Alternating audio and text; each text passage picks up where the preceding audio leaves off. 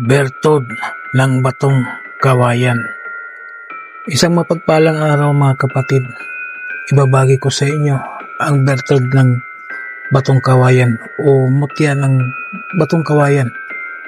Bigay ng mga kaibigan kong mga maliliit. Ang batong ito ay may matinding proteksyon. Pinaniniwala ang kayang sumalo ng masamang hangin, sumpa, kulam, barang, palipad hangin, tigalpo, at mga panlasong espiritual. Matigas ang espiritu nito o ang gabay nito kaya mahirap butasin ng mga masamang gawa. Ito'y nagtataglay ng lakas sa katawan, lakas loob. Sinasabing nagbibigay ng tapang, kumpiyansa at tibay sa taong may dala. Madalas itong gamitin ng mga mandirigma noon o mga taong may delikadong trabaho.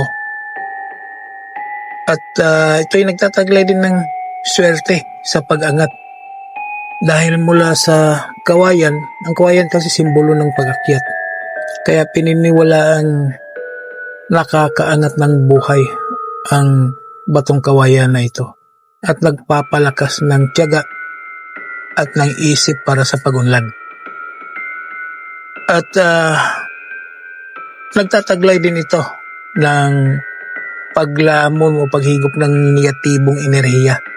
Ang batong kawayan ay sinasabing sumisip-sip ng malas, hindi nagbabalik sa may-ari ng kapaguran. Kapag pagod ka o mabigat ang loob mo, tumatanggap ito, humihigop ito mga kapatid ng mga negatibong enerhiya at nililinis ka. Ayan, maraming salamat po sa mga naniniwala at sa mga patuloy na tumangkilik sa aking mga binahaging kaalaman. Kung gusto niyo po ang mutyang ito ay PM lang po kayo. Maraming salamat po at God bless.